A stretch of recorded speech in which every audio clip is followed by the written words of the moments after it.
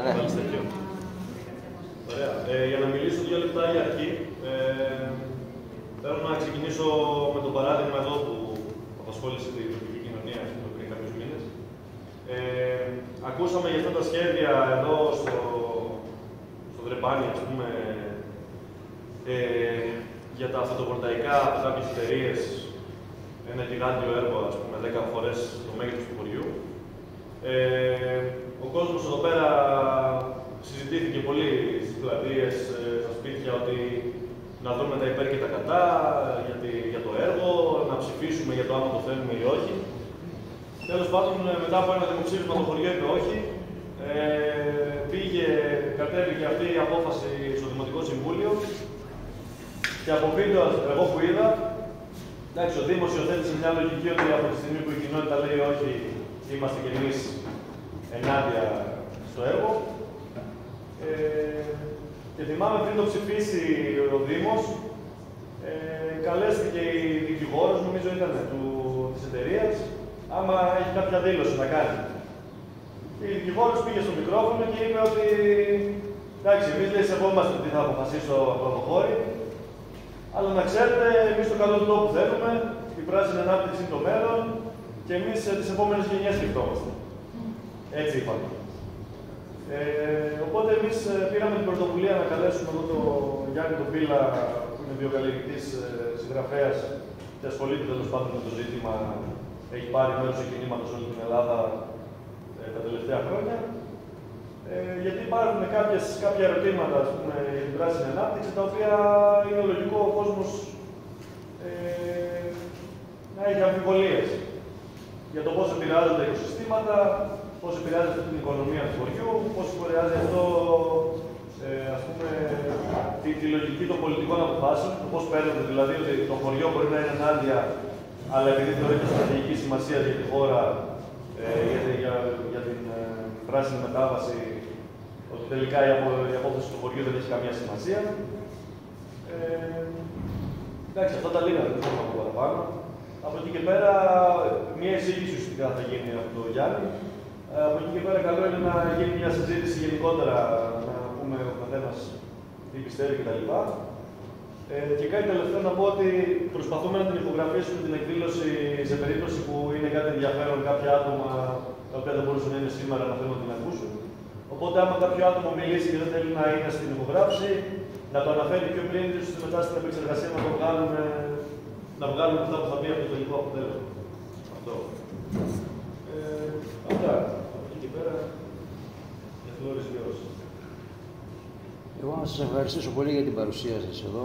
Φαντάζομαι ότι αγωνιώντες είσαστε για αυτό το ζήτημα, οπότε υπάρχει κοινό έδαφος να επικοινωνήσουμε και να αλληλοεπιδράσουμε.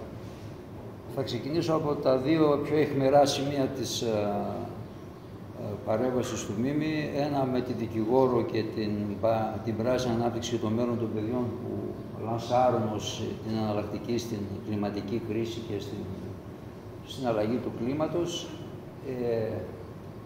Ιστορικά δεν πουλήθηκε καμία καινούρια μπίζνα ιδέα χωρίς να έχει μέσα ένα πρόσημο οικολογικό και δικαιοσύνης προς τους ανθρώπους. Όταν πρωτοβγήκε η πράσινη επανάσταση με τα χημικά και τα λοιπάσματα στη δεκαετία του 70, ονομάστηκε πράσινη επανάσταση γιατί και η επίκληση ήταν ότι θα σώσει την ανθρωπότητα από την πείνα.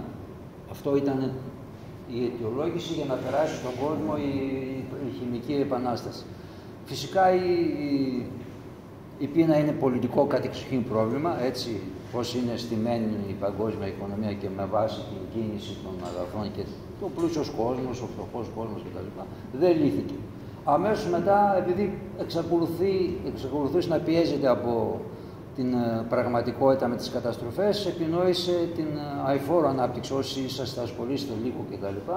Και μετά πέσανε και το επόμενο φασούλ που ήταν η βιώσιμη ανάπτυξη ανάποδα. Τώρα το επόμενο φασούλ που παίζουν δεν μπορώ να σας πούνε παιδιά ότι ό,τι κάνουμε το κάνουμε γιατί θέλουμε να τα οικονομήσουμε, τι λένε, λένε ότι πράσινη ανάπτυξη για το καλό της ανθρωπότητας, για το μέλλον των επόμενων γενιών, για τα νέα τα παιδιά, για τα εγγόνια μας, για τα παιδιά μας. Εγώ θα προσπαθήσω να τα αποδομήσω όλα αυτά με την παρέμβασή μου και το δεύτερο σημείο από το οποίο θα ξαναμιλήσω, γιατί μας ενδιαφέρει να προκύψει και το κάλεσμα των παιδιών εδώ μιλάει για το πώς θα μπορέσουν να δημιουργήσουν ένα αντίβαρο έτσι, στην επέλαση αυτή της πράσινης ανάπτυξης. Έχει στηθεί πολύ βολικά η υπόθεση με τις συνελεύσεις και όχι από τα χωριά. Ποια είναι η πατέντα? Η πατέντα είναι ότι εσείς, ο Δήμος, η κοινότητα, έχετε λόγο γνωμοδοτικό, η περιφέρεια έχει λόγο γνωμοδοτικό, αλλά τις αποφάσεις τις παίρνουμε εμείς. Ποιοι είμαστε εμείς? Ο Υπουργός. Που σημαίνει ότι η τόπη σας, ο τόπος σας εδώ, δεν έχει παρά μόνο δυνατότητα, αντίβαρο που γράψαν τα παιδιά, δηλαδή να δημιουργήσετε τη δυνατότητα ότι εδώ να ξέρουν ότι εδώ δεν θα τους περάσει. Γιατί θα έρθουν εδώ, θα έρθουν και εδώ.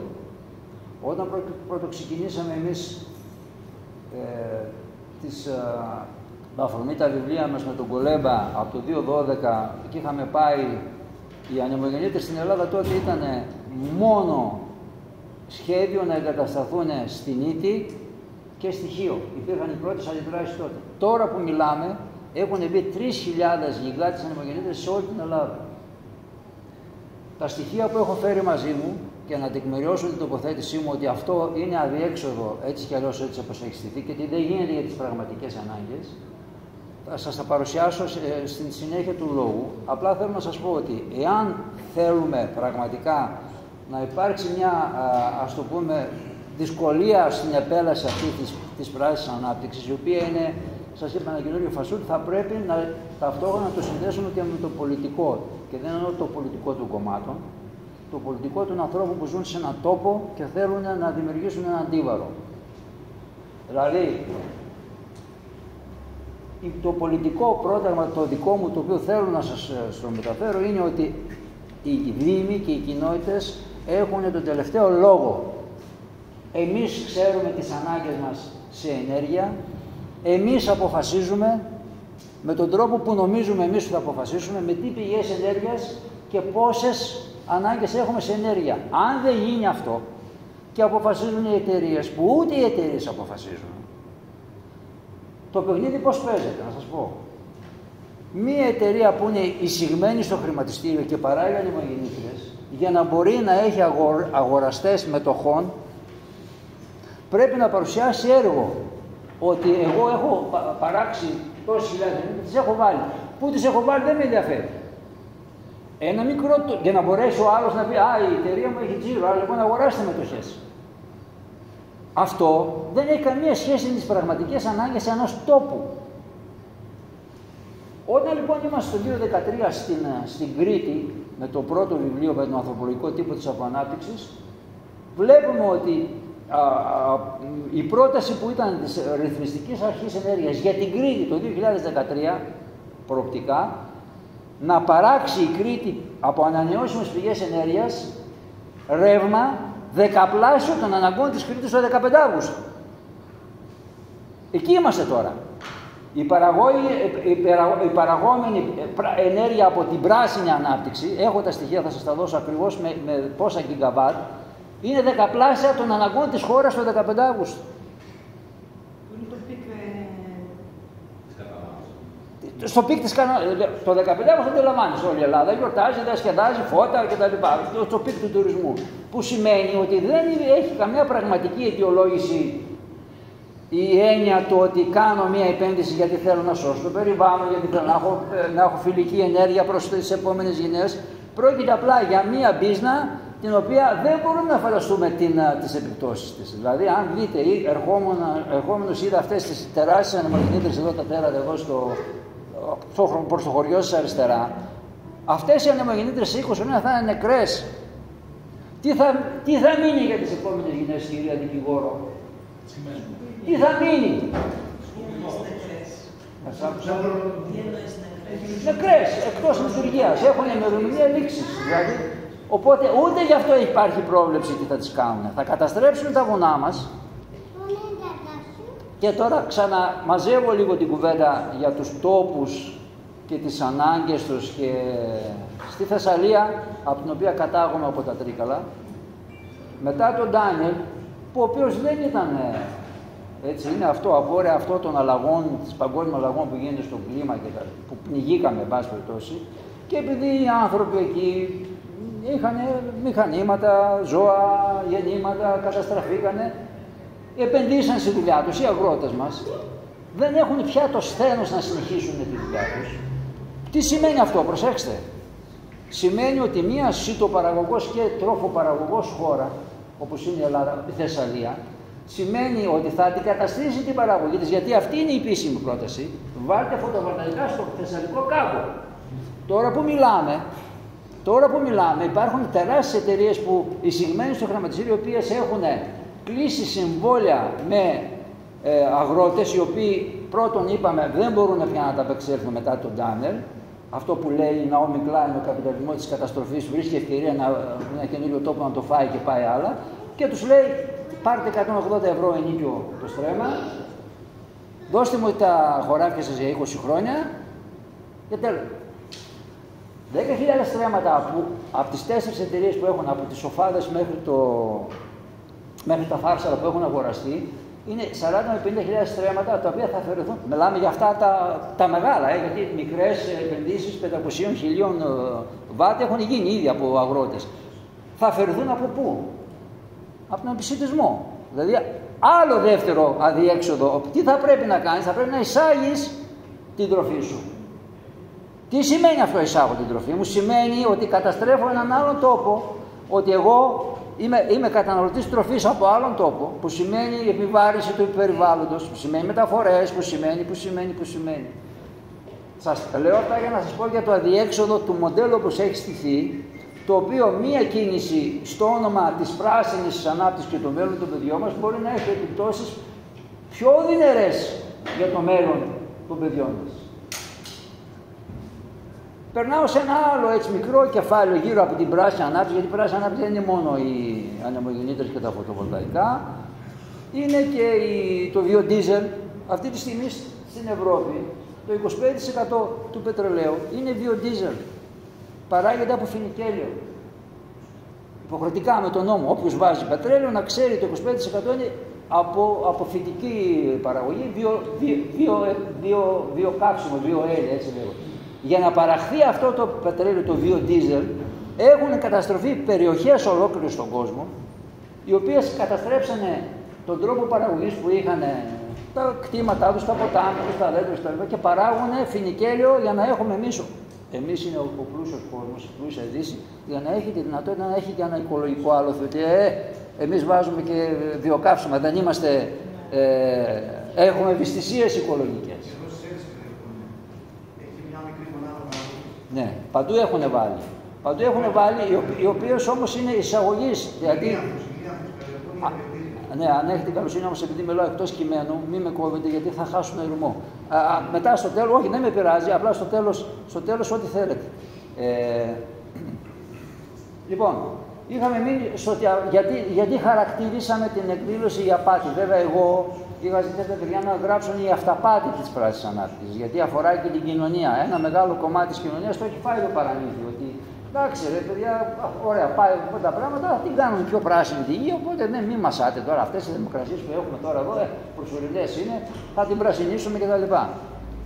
Έχω λοιπόν στοιχεία τα οποία τα αναγράφουμε στο δεύτερο βιβλίο που γράψαμε με τον Γιώργο για την κοινότητα των κοινοτήτων. Και τα οποία παρακαλώ δεν είναι δικά μας, είναι από τον αντίπαλο. Είναι από την Παγκόσμια Τράπεζα. Η Παγκόσμια Τράπεζα λέει ότι μέχρι το 2050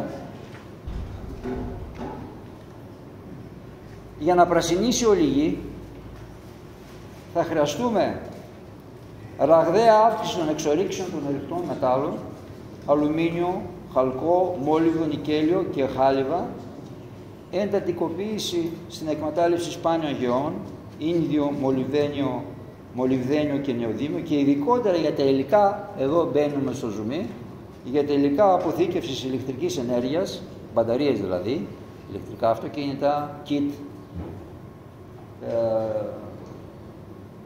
όπου θα αποταμιεύουμε το ηλεκτρικό ρεύμα. Χρειαζόμαστε κοβάλτιο, λίθιο, μαγκάνιο, νικέλιο. Εκεί στα υλικά της αποθήκευσης για τις μπαταρίες θα αυξηθούν οι εξορίξεις κατά 1000%. Αντιλαμβάνεστε τι σημαίνει αυτό το πράγμα, εξορίξεις κατά 1000%. Δεν θα μείνει σπιθανή για σπιθανή εδάφος. Πριν από 2 μέρες γράφτηκε στο διαδίκτυο ότι η Χίος μπήκε στο στόχαστρο διότι ανακαλύψαμε σε ένα σημείο εκεί προς τη βόρεια Χίος έχει αντιμόνιο. Ένα μέταλλο το οποίο είναι πολύ χρήσιμο για τις μπαταρίες υγρών μετάλλων που χρειάζονται για την αποθήκευση τέτοιου. Μια μπαταρία λοιπόν ηλεκτρικού αυτοκινήτου, για να σας βάλω στην πραγματικότητα, από αυτές που ζυγίζουν γύρω στα 400-500 κιλά, για να φτιαχτεί μία μπαταρία, παρακαλώ, μία μπαταρία, χρειάζεται 12 κιλά λίθιο, νικέλιο 30 κιλά, 20 κιλά μαγκάνιο, 15 κιλά κοβάλτιο. Έχετε δει τα παιδιά στο Κογκό με τα κοφίνια στην πλάτη, με τα μικρά που κατεβαίνουν στα συστοές για να βγάλουν να εξάγουν το κοβάλτιο. Είναι αυτό που χρειάζεται για τις μπαταρίες των αυτών. Λίθιο είναι αυτό που χρειάζονται οι μπαταρίες από τις ξηρολίμνες, από το αλάτι. Το λίθιο, η ξηρολίμνη της Σαλάρντιο Γιούνι στην Βολιβία αυτή τη στιγμή είναι πεδίο του έριδος, γιατί είναι η μεγαλύτερη ξηρολίμνη παγκοσμίως, η οποία έχει τα μεγαλύτερα αποθέματα σε λίθιο. Θα την καταστρέψουν. Θα μου πείτε, είναι μακριά η Βολιβία. Η Χίος όμως είναι πιο κοντά. Ή εδώ αν μυριστούν ότι κάποτε υπάρχουν σπάνιες γέες ή μεταλλεύματα, ξεχάστε το. Ξεχάστε το συμβιωτικό τρόπο που έχετε με το περιβάλλον. Λοιπόν, για να μην το συνεχίσω, λοιπόν, τόσους τόνους αλατιού για το λίθιο, 10 τόνους αλατιού θέλουμε για να παράξουμε το λίθιο για μία μπαταρία.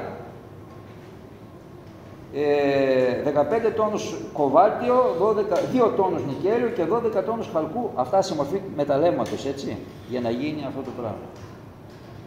Αν αυτό λοιπόν το βάλεις και το προσμετρήσεις και πεις, τι γίνεται ρε φίλε, τι κάνουμε, πού πάμε με αυτή την ιστορία με την πράσινη ανάπτυξη, θα δείτε ότι δεν έχει διέξοδο. Πάμε για φούντο. Δηλαδή η ανθρωπότητα έχει μπει σε έναν δρόμο που είναι για φούντο. Συγχωρήστε με, δεν θέλω ούτε να είμαι ούτε παρηγορητικός, αλλά ούτε και μαζί σας να είμαι και κάπου να σας τρομοκρατήσω.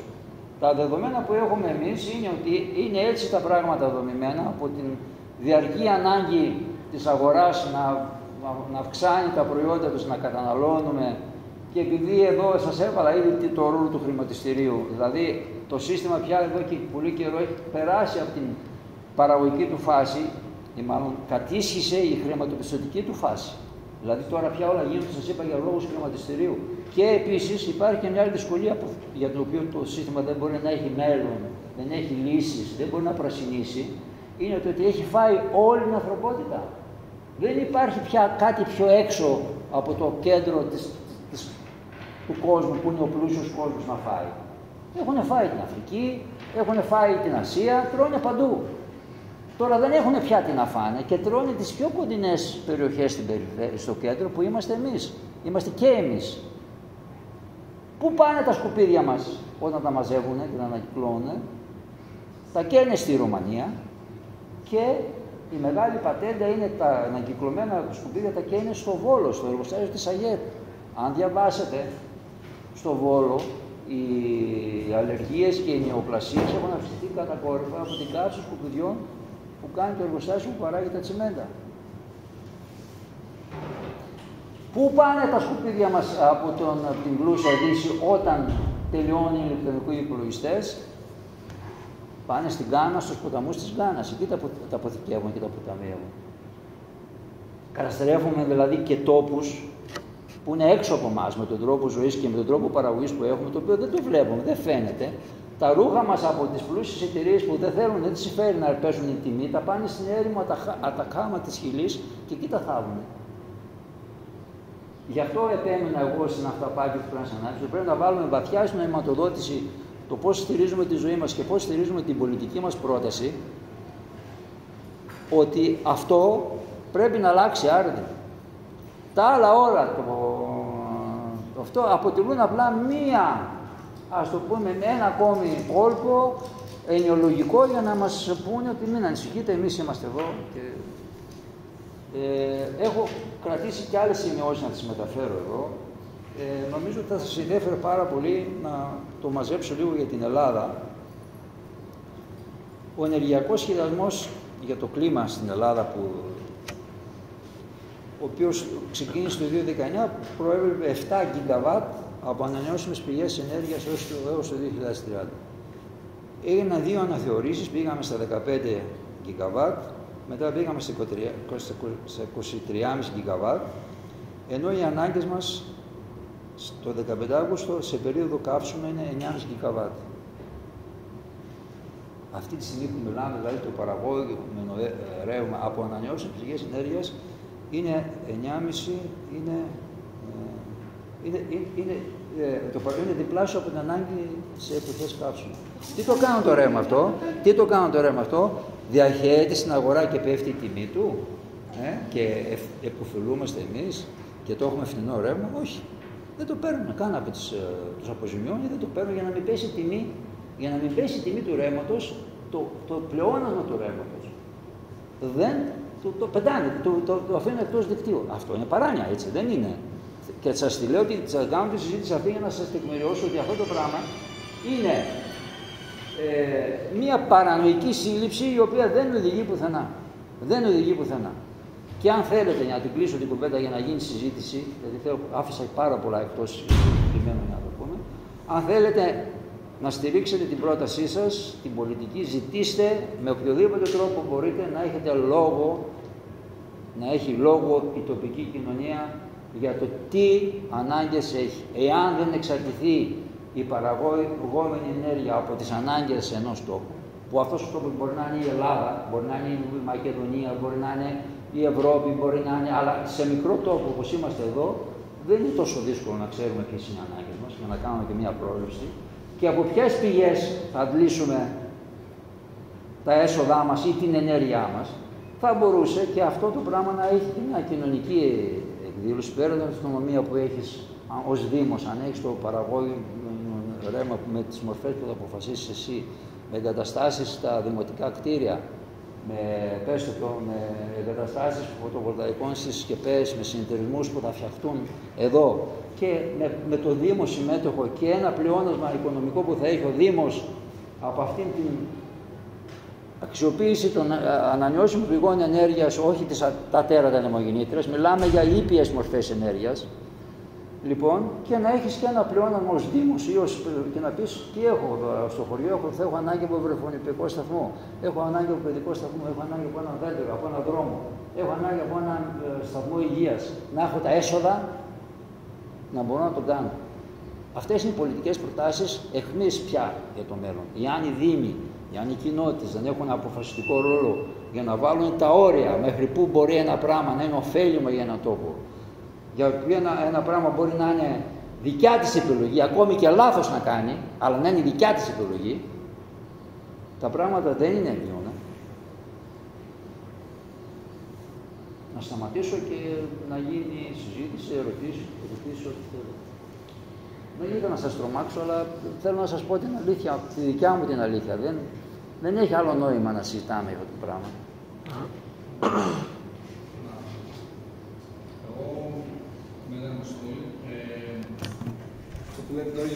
Ότι συμφωνώ απόλυτα καταρχάς ότι προφανώς η τοπική κοινωνία πρέπει να έχει λόγο. Παρ' όλα αυτά, έτσι όπως είναι δομημένο και το νομοθετικό πλαίσιο που αφορά τη ΣΑΠΕ και γενικότερα το νομοθετικό πλαίσιο σε μια καπιταλιστική χώρα, σαν εμάς, όπως όλο τον κόσμο, είναι πολύ δύσκολο να γίνει αυτό στην πράξη. Δηλαδή, εμείς τα δύο τώρα γιγαντιαία φωτοβολταϊκά πάρκα που είναι να γίνουν στο χωριό με τις εταιρείες με τις οποίες είμαστε αυτή τη στιγμή στα δικαστήρια,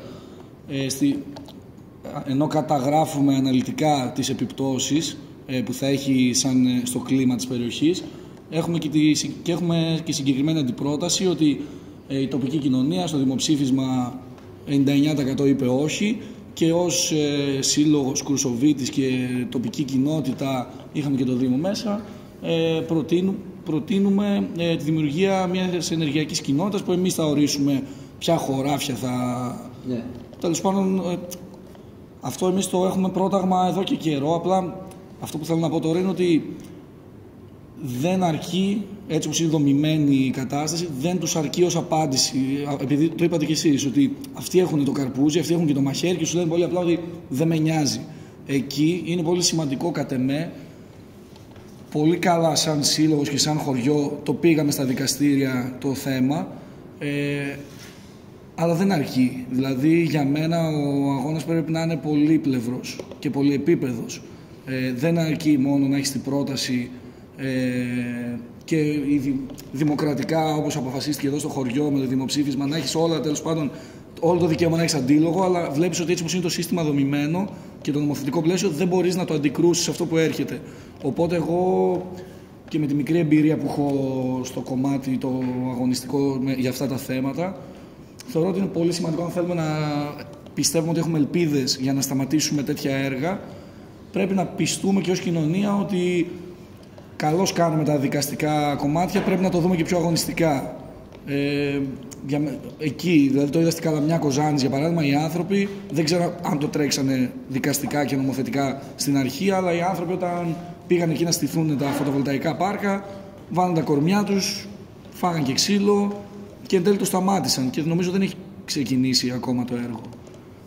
Θέλω να πω ότι όταν πας, δυστυχώς έτσι, προφανώς δεν είναι ωραίο να υπάρχει βία κτλ, αλλά πρέπει ο αγώνας να είναι πολύπλευρος.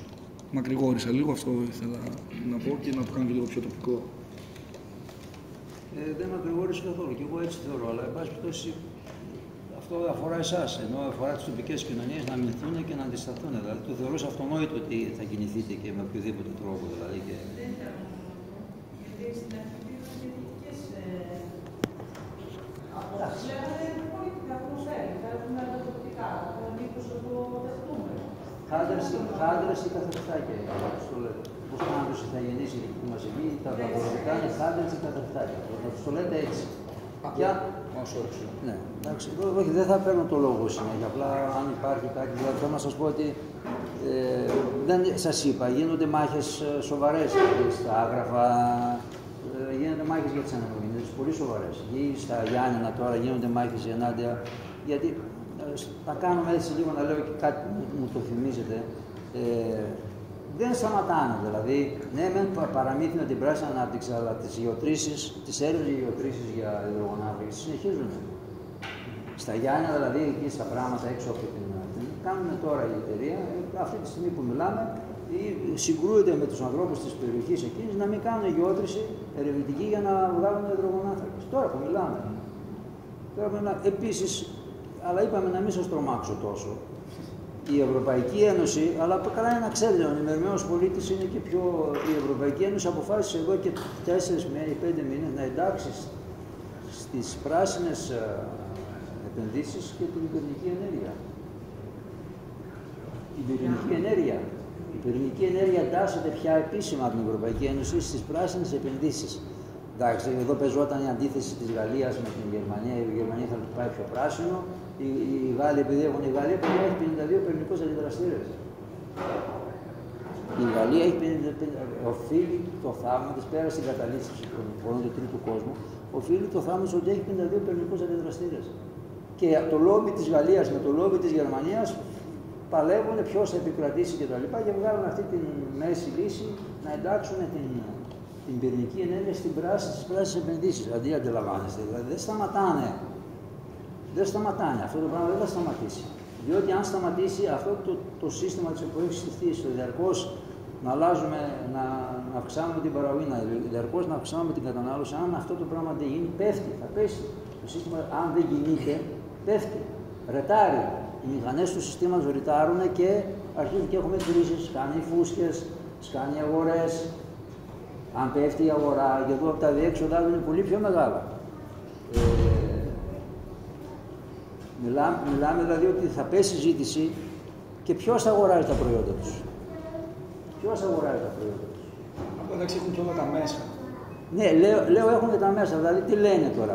Λες τα μέσα τα μαζικά. Ναι, λένε, τι λένε, ας πούμε, στην Ελλάδα λένε θα φτιάξουμε ένα δίκτυο ή θα ποντίσουμε το καλώδιο από την Κρήτη που θα εξάγουν το ρεύμα από εδώ, ώστε να φέρει προς τα πάνω, προς την πλούσια. Ναι, αλλά και οι άλλες οι χώρες έχουν παράγουν ρεύμα, εδώ οι άλλες. Δηλαδή και εκεί υπάρχει πλεόνασμα. Η Γερμανία ήδη εδώ και χρόνια πετάει το ρεύμα της, το παραγόμενο, για να μην πέσουν οι τιμές. Δηλαδή δεν είναι αυτό, είναι ένα αδιέξοδο το οποίο έτσι κι αλλιώς όποιος μπορεί να το δει, είναι αδιέξοδο της δυναμικής που έχει το ίδιο το σύστημα να συνεχίσει με τον ίδιο τρόπο. Και επειδή δεν το είπα, αλλά στο βιβλίο το λένε, έτσι καταλήγουμε στο δεύτερο βιβλίο, έτσι όπως είναι τα πράγματα, η παγκόσμια κοινότητα έχει δύο λύσεις. Η μία είναι να εμφανιστεί κάποια στιγμή στο όνομα του ότι δεν πάνε άλλο τα πράγματα, γιατί να πάμε σε άλλο πλανήτη, προμού, έτσι. Δεν είναι εύκολα τα πράγματα. Θα καταστρέψουν τον πλανήτη, να πάμε σε άλλο πλανήτη, αυτό είναι το σχέδιό τους. Αλλά επειδή αυτό δεν είναι εφικτό, θα πούνε το εξής. Πρέπει να. Δεν ξέρετε εσείς, θα σας πούμε εμείς. Αυτό μπορεί να γίνει με μια μορφή μιας παγκόσμιας διακυβέρνησης, μια παγκόσμιου συμβουλίου που θα λέει: παιδιά, δεν μπορεί να πάρω το πράγμα. Φυσικά δεν θα μοιραστεί ισότιμα, έτσι.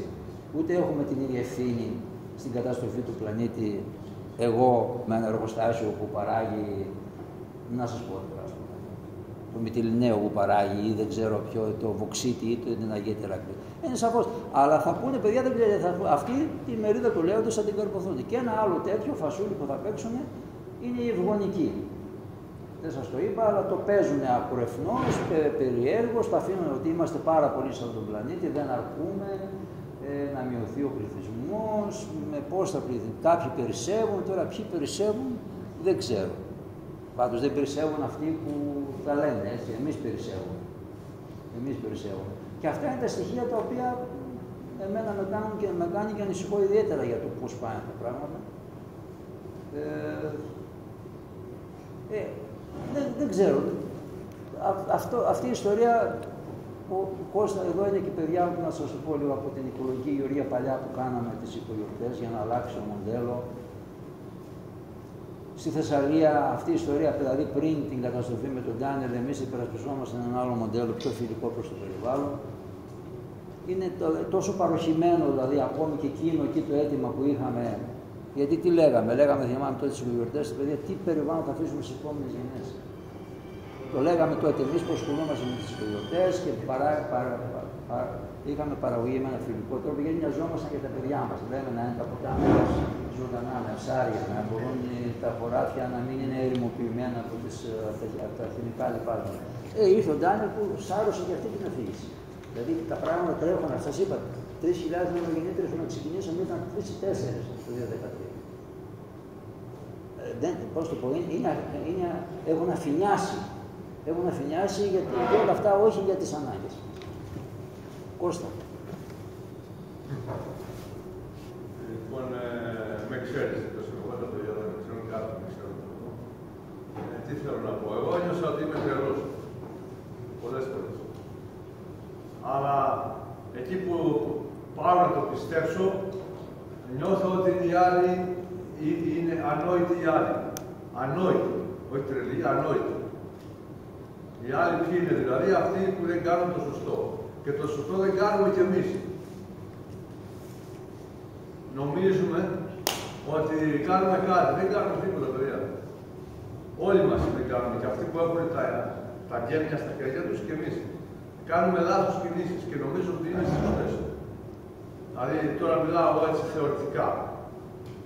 Αν δεν αλλάξουμε τρόπο ζωής, αν δεν μας κοστίσει αυτό που θέλουμε να κάνουμε και θέλουμε να το κάνουμε για την καλοπέρασή μας, ό,τι κάνουμε καλό έχει κόστος. Μπορούμε να επιμισθούμε το κόστος. Να χαλαλίσουμε πράγματα, να δώσουμε πράγματα, να κοπιάσουμε, να ιδρώσουμε πραγματικά για τον άλλον, όχι για μένα, για μας. Εδώ το πράγμα έχει φτάσει στο απροχώρητο, δηλαδή πρέπει να συγκινούμαστε για τέτοιες μαζόξεις.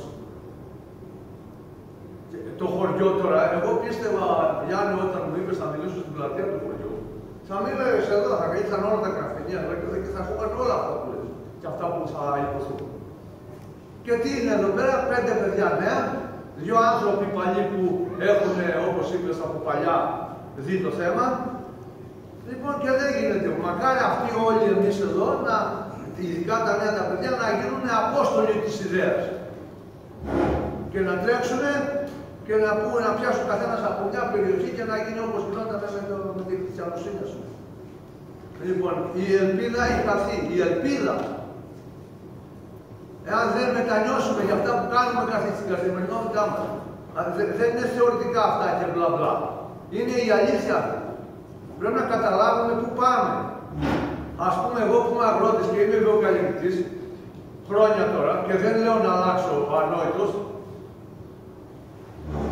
γιατί έτσι μένουμε στον κόσμο, ότι είμαι ανόητος τελικά. Εγώ παράγω ένα προϊόν που βγάζει 50 κιλά το στρέμμα, δεν μπορώ όμως να το δώσω φθηνό, γιατί ο άλλος βγάζει 500.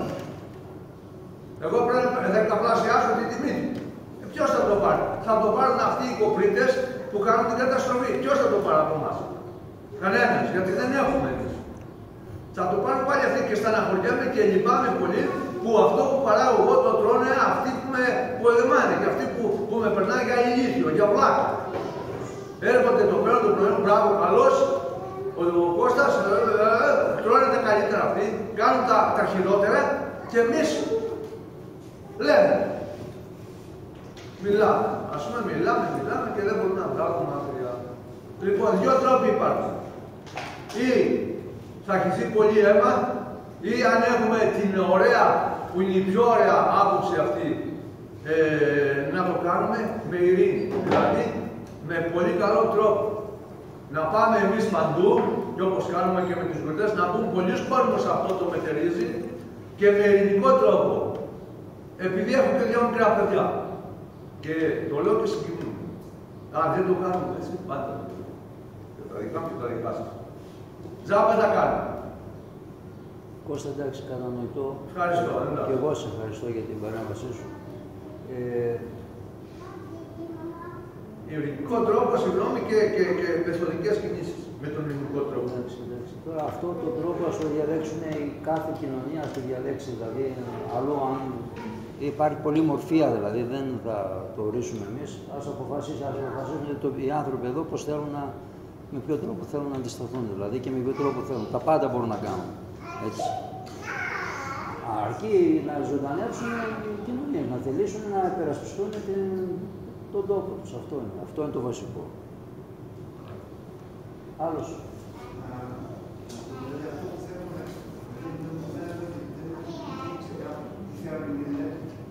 Φυσικά δεν θέλω. Άρα είναι το θέμα κλίμακας. Και ποιος αποφασίζει. Και τις ανάγκες. Οι ανάγκες υπάρχουν. Οι ανάγκες υπάρχουν. Άρα η υπόθεση είναι να είναι μικρή κλίμακα και να καλύπτει απλά τις ανάγκες μας. Να μην είναι αυτό το κλιματιστηριακό παιχνίδι. Δηλαδή, γιατί πολλές φορές γίνεται αυτή η παρεξήγηση που δεν θέλουμε καμία ενεργειακή, δεν θέλουμε κανένα φωτοβολταϊκό χώρο. Αλλά ταυτόχρονα είμαστε χρήστες ενέργειας. Και πού την παίρνω αυτή την ενέργεια, αυτή τη στιγμή δουλεύει με το κλιματιστικό έδαφος. Σωστά. Πού έχει, κάπου έχει. Δηλαδή, να μην παίζουμε στην πατρίδα του όχι σε όλα, δηλαδή να μην περνιέται ένα μήνυμα από όχι σε όλα, απλά να αντιδράμε κάπου, αλλά ταυτόχρονα καταναλώνουμε την ενέργεια και δεν λέμε τίποτα. Υπάρχει μια έννοια, με συγχωρείς, δεν σε κόβω, για το οικολογικό αποτύπωμα. Αυτό είναι, αυτό που λες. Δεν λέμε όχι στην ανεμογεννήτρια, γιατί τουλάχιστον αυτές οι 2 είναι κυρίαρχες μέθοδοι παραγωγής ενέργειας που δεν έχουν δυνατό. Δεν ξέρω αν υπάρχει αυτό. Από πού θα τη βρούμε αυτή την ενέργεια, ποια είναι η πρότασή μας, τι θέλουμε να κάνουμε. Αυτές οι ΒΑΠΕ είναι βιομηχανικές, δεν είναι οι ήπιες μορφές ενέργειας που λέτε εσείς. Οι ήπιες μορφές ενέργειας είναι αυτά που το έλεγε το αντιτελετικό κίνημα της Γερμανίας, μικρές Ακριβώς που σου παρέχουν την αυτονομία. Ακριβώς. Και υπάρχουν στη Γερμανία που ξέρω που ήταν ο συνοδοιπόρος ο Κολέβος, ξέρω πολύ καλά ότι υπάρχουν δίκτυα, δεν είναι όπου πας και λες εγώ θέλω από συνεργατικές που δουλεύουν από τότε από το διευκρινικό δίκτυο. Υπάρχουν. Εμείς είχαμε μια ΔΕΗ, η ΔΕΗ είναι αυτή τη στιγμή από τις 10 πιο ρηπογόνες βιομηχανίες στην Ελλάδα. Δηλαδή στο υπολογικό αποτύπωμα που μετράνε που λένε τι κάνεις εσύ, τι κάνει ο Μπίλας, τι κάνει κτλ. Η ΔΕΗ είναι η πρώτη από τις 10. Η πρώτη από τις 10. Είπαμε να αλλάξει το μοντέλο, πιο θετικό, αλλά να αποφασίζουμε εμείς για τις ανάγκες μας. Αυτό είναι κομβικό. Κομβικό, συγγνώμη που σας το λέω, αλλά νομίζω το τόνιζα αυτές τις αρχές. Ποιος αποφασίζει και ποιος βάζει τα όρια. Αν δεν αποφασίζουμε εμείς και αποφασίζει το χρηματιστήριο στην Ισπανία, τι θα γίνει, τι θα αντιμετωπίσεις. Εγώ ήθελα να δείξω τον εχθρό. Ότι ο εχθρός έχει ένα χαρακτήρα που δεν είναι εύκολα αντιπαλέψιμος. Δεν είναι εύκολα. Γι' αυτό σας είπα ότι δεν είναι και τόσο αισιόδοξο. Εγώ δεν είμαι εδώ γιατί αισιόδοξο. Είμαι γιατί λέω έτσι. Νομίζω ότι έτσι πρέπει να γίνει. Έτσι πρέπει να γίνει. Εγώ έχω φωτοβολταϊκά στο κτήμα από το 2011. Ένα δεκάρι για τις ανάγκες μου κτλ. Το έχω. Αλλά είναι άλλο αυτό. Άλλο είναι η πρόταση ο Δήμος να έχει φωτοβολταϊκά στις στέγες και των κτηρίων των κοινοτικών και των δημοσίων στα σχολεία και αυτό το παραγόμενο ρεύμα το οποίο να καλύπτει ένα μέρος των αναγκών εδώ.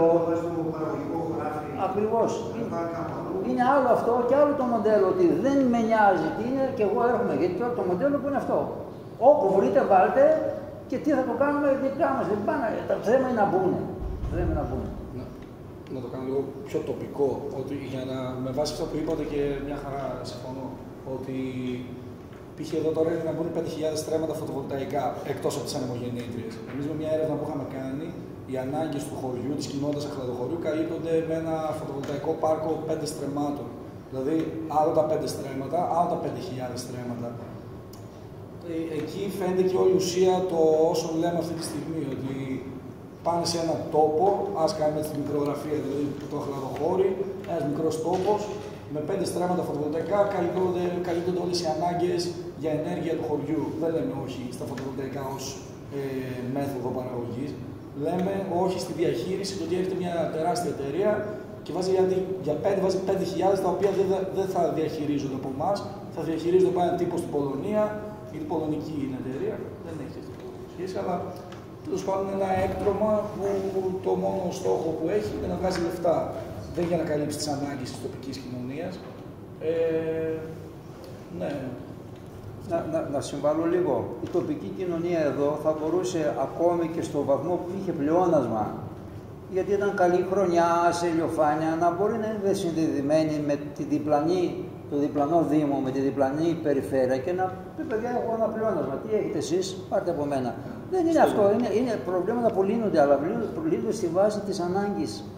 Των πραγματικών αναγκών, δηλαδή και όχι του χρηματιστηρίου. Στέλνουμε στο καρυδοχώρι ρεύμα, μας στέλνουν καρέκλες. Παιδιά, διαλύσαμε τους συνεταιρισμούς, γι' αυτό τους διαλύσαμε. Τους συνεταιρισμούς τους διαλύσαμε για αυτόν τον λόγο, να μην μπορεί η τοπική κοινωνία να κάνει κάτι για τον τόπο της. Λοιπόν, και ο εχθρός είναι τα συμφέροντα και η λογική του καθενός. Κώστα, εντάξει, ας μην μπούμε στην κουβέντα για τους συνεταιρισμούς, γιατί έχουμε να πούμε πάρα πολλά. Αλλά εγώ, επειδή είχα την αγωνία και είχα μιλήσει με τα παιδιά εδώ, πώς αυτό το πράγμα μπορεί πέρα από τις αντιστάσεις, τις συγκρούσεις και την παραθέση με όλες τις συμμορφές, πώς αυτό. Δηλαδή, ήξερα και ξέρω ότι μια χαρά τη γαζώνει το πολιτικό προσωπικό που συμμετέχει στις δημοτικές εκλογές. Λέει, παιδιά, εμείς είμαστε μαζί σας. Δεν τις θέλουμε τις αντιμετωπίσεις. Δεν θέλουμε τα φωτοβολταϊκά. Αλλά δεν μπορούμε να κάνουμε τίποτα γιατί αποφασίζει. Εάν όμως του πεις ναι ρε φίλε, αλλά ζητάς να έχεις εσύ ως Δήμος αποφασιστικό λόγο. Δηλαδή στο πρόγραμμά σου ή σε αυτά που λες ότι εγώ δεν θέλω να αποφασίσεις, θέλω να αποφασίσω εγώ. Εκεί είναι το πολιτικό δίκαιο. Αλλιώς έχουν και την πίτα ολόκληρη και το αυτό χορτάκι. Ναι. Δεν μπορεί να γίνει. Δηλαδή ο Δήμος, δηλαδή η κεντρική κυβέρνηση έχει νόμο που απαγορεύει τους Δήμους. Έχουν γνωμοδοτικό χαρακτήρα. Λέω ότι εδώ δεν άνοιξα όλη την κουβέντα. Ότι πρέπει να αλλάξει Ο τρόπος που έχει στηθεί το πολιτικό. Εμείς βάζουμε στο δεύτερο βιβλίο, και δεν κάνω διαφήμιση στα βιβλία τώρα, δεν χρειάζονται, πάνε αρκετά καλά, αλλά απλά λέω, στο δεύτερο βιβλίο για την κοινότητα των κοινοτήτων που βγάλαμε το συνοδοιπόρο του Κολέμπα, έχουμε μια συνολική πρόταση πολιτιακή. Πώς θέλουμε να στηθεί πέρα από την αντιπροσώπηση, η οποία αντιπροσώπηση φαίνεται ότι έχει ψοφήσει, δηλαδή δεν πάει μόνο να ψηφίζει, δεν συμμετέχει, τα ξέρετε αυτά ή βγάζει κάτι περίεργες αποφάσεις. Εμείς λέμε ότι θα πρέπει στην καινούργια πολιτική πρόταση που κάναμε να αλλάξουν έτσι τα πράγματα που να μπορούν οι Δήμοι, και δεν είναι τα δημοτικά συμβούλια, ενώ οι Δήμοι με τη μορφή, με τις συνελεύσεις κτλ. Να έχουν αποφασιστικό λόγο όχι μόνο για την ενέργεια, και για την τροφή, και για τους σπόρους, και για το νερό, αλλά και για την πολιτική τους. Ποιος παράγει την πολιτική, ποιος συνασχεί την πολιτική. Αυτό είναι άσκηση πολιτικής που σας λέω. Να έχει ένας τόπος λόγο. Λόγο αποφασιστικό, όχι. Να βάζει τα όρια. Να σας δώσω ένα παράδειγμα από τον τουρισμό που είμαστε στην Τίνο πολύ πρόσφατα. Λοιπόν, έχετε ακούσει αυτό με τον υποτουρισμό που τον έχουν χαμό. Και στην Τίνο κάναμε μια κουβέντα ανάλογη και τους είπα συγγνώμη. Έχετε λόγο εσείς ως κοινιακοί πόσο τουρισμό μπορεί να σηκώσει ο Δήμος σας, η Τίνος. Έχετε λόγο. Λέω όχι. Εάν λέω δεν ζητήσετε να έχετε λόγο, θα αποφασίζει του ή. Ή του ή αποφασίζει. Πάρτε αυτό εδώ. Θα σας φάνε. Φάγανε τη μήνυμα, θα φάνε και εσάς. Έτσι κάνουν. Τρώνε έναν τόπο και πάνε σε άλλο. Αλλά σας λέω το αδιέξοδο του συστήματος είναι ότι έχει φάει πια σχεδόν στους τόπους. Έχουν μείνει κάτι μικρούλιδες τόποι, θα μας φάνε και εμάς. Και μετά θα φάνε και τα ζακά τους. Δηλαδή δεν έχουν πια. Το σύστημα αυτά τα λέει ο Χάρβεϊ, τα έλεγε και μια άλλη κυρία της Γερμανίας, έλεγε ότι όσο υπήρχε εξωτερικός χώρος του κέντρου που είμαστε εμείς, η πλούσια και η ισχυρή που αναπτύχθηκε η οικονομία της αγοράς κτλ. Και απομυζούσαμε από εκεί πόρους, μπορούσαμε και λύναμε και τα δικά μας εσωτερικά προβλήματα. Όσο αυτό πια τελειώνει, αρχίζουν και τρώνε τις άκρες. Αυτή είναι η κατάσταση που περιέχει το παγκόσμιο σύστημα. Αυτή που λένε η παγκοσμιοποίηση έχει κλείσει το κύκλο της. Και τώρα αρχίζουν και μαζεύονται. Και τσίπαν, τρώνε και ενδιάμεσους. Εγώ αντιλαμβάνομαι ότι τα πράγματα είναι ζόρικα, μένει στους ανθρώπους να αποφασίσουν. Γιατί δεν μπορείς, γι' αυτό και είπα στην αρχή να μην γίνουν έξω οι εκδήλωσες. Όποιος θέλει αυτή εδώ ρε παιδί μου, να πάει τους βάλει στο ηχείο στο αυτί και να ακούσουν. Όποιος έγινε καφέ να σε έρθει να μάθει. Άμα δεν κινηθεί δηλαδή ο άλλος να πει τι γίνεται εδώ, με ενδιαφέρει, με αφορά, πώς το βάλεις με το ζόρι, το βάλεις. Να πω. Το ένα είναι ότι θέλω να σχολιάσω αυτό που είπες, γιατί ας πούμε αν μιλήσεις με οικολογικά κινήματα τα οποία τέλος πάντων εκτός Ελλάδας, τώρα αν πάω στη Γερμανία και μιλήσω, ότι το βρίσκουν πολύ περίεργο ότι οικολογικά κινήματα εδώ πολεμάνε ενάντια σε ανεμογεννήτριες, φωτοβολταϊκά κλπ. Σου λένε αυτοί, εμείς κατεβαίνουμε στους δρόμους να βάλουμε παντού φωτοβολταϊκά, να βάλουμε τέτοιο, να παλέψουμε τα ορυκτά και εσείς εδώ παλεύετε ας πούμε να λέτε όχι στις ανεμογεννήτριες. Οπότε νομίζω το ένα πράγμα, οπότε η μία ενός είδους αντίσταση που υπάρχει ας πούμε σε χωριά, σε βουνά κτλ. Το ένα είναι ότι υπάρχει και λίγο η λογική από το μερίδιο του κόσμου ότι δεν θέλουμε να αλλάξουμε τα πράγματα, ότι δεν θέλω απλώς not in my backyard, πώς το λένε, ότι πηγαίνετε παρακάτω, στο παρακάτω χωριό. Εγώ δεν κοιτάω τη μεγάλη εικόνα, κοιτάω ότι το χωριό μου τώρα δεν θέλω καινούργια πράγματα να μπαίνουν, μας βάζετε να σκεφτόμαστε και τέτοια. Οπότε το ένα ότι υπάρχει μια λογική, η οποία για μένα, εντάξει, δεν είναι λίγο κάπως τυχαίνει να συμφωνούμε να είμαστε ενάντια σε αυτά τα έργα, αλλά για μένα η υπογράμμιση, η σημαντική που πρέπει να γίνει, είναι η λογική με την οποία μπαίνουν. Αυτό που λέγαμε, η απάτη της πράσινης ανάπτυξης, ότι όσο βασιζόμαστε σε χρηματιστήριο να σου λύσει το θέμα, ας πούμε, το οικολογικό ή το θέμα της ενέργειας, ότι από τη στιγμή που το χρηματιστήριο κοιτάει απλώς συνέχεια να μεγαλώνει τα κέρδη, ότι ο κύριος μοχλός είναι το κέρδος, θα κοιτάνε να εξαπλώνονται συνέχεια, θα κοιτάνε να μην πέφτουν οι τιμές, θα κοιτάνε να κάνουν καινούργια έργα παντού και το θέμα, ας πούμε, της ενέργειας είτε ας πούμε της οικολογικής ισορροπίας μένει πίσω-πίσω, είναι μόνο τα λόγια, ας πούμε, της δικηγόρου. Απλώς το άλλο πράγμα που θέλω να πω είναι ότι το ένα σημαντικό είναι να αναγνωρίσουμε αυτό, ότι όσο το χρηματιστήριο αποφασίζει για την ενέργεια, θα έχουμε αυτό το πρόβλημα. Οπότε πράσινη ανάπτυξη δεν υπάρχει στην πραγματικότητα. Το ένα είναι να το αναγνωρίσεις αυτό, να πολεμήσεις ενάντια σε αυτό, όπως γίνεται τώρα εδώ με τα φωτοβολταϊκά. Το άλλο όμως, το οποίο είναι εξίσου προβληματικό, είναι να αλλάξει το τρόπο ζωής όπως την αντιλαμβανόμαστε. Νομίζω το είπε ο κύριος πριν. Γιατί ξέρεις πόσο δύσκολο είναι να αποφασίσει ένα χωριό, όλοι είναι μαλωμένοι μεταξύ τους, υπάρχουν διαφορές, υπάρχουν τέτοια, να πούνε ότι ξέρετε τι, ελάτε να μαζέψουμε λεφτά, ας πούμε, να φτιάξουμε ένα δίκτυο εμείς 5 στρέμματα, γιατί τώρα 5 στρέμματα μπορεί να θέλει 200 χιλιάρικα. Πού μάζεψε ένα χωριό, ξέρω εγώ, 200 χιλιάρικα, ή μπορεί και περισσότερα. Και να πούνε ότι πάμε να το κάνουμε αυτό επειδή σκεφτόμαστε τις επόμενες γενιές. Ότι οι περισσότεροι είναι, ξέρεις, το κόλλο μου, να σώσω λίγο το κόλλο μου, να τα βγάλω πέρα, είμαι δύσκολα, είσαι δύσκολα, είμαι μαλωμένος με το τάδε. Οπότε πρέπει να υπάρξει και μια συνείδηση στους τόπους ότι είμαστε όλοι μαζί σε αυτό και πρέπει να σκεφτούμε τι θα αφήσουμε μετά από εμάς. Εγώ πιστεύω και αυτό πρέπει λίγο να σημειωθεί, γιατί είναι εντελώς αντίθετο από τη λογική που έχουμε τώρα. Ότι στο πώς, ας πούμε, συμπεριφερόμαστε, στο πώς σκεφτόμαστε κτλ. Να κάνω μια κριτική.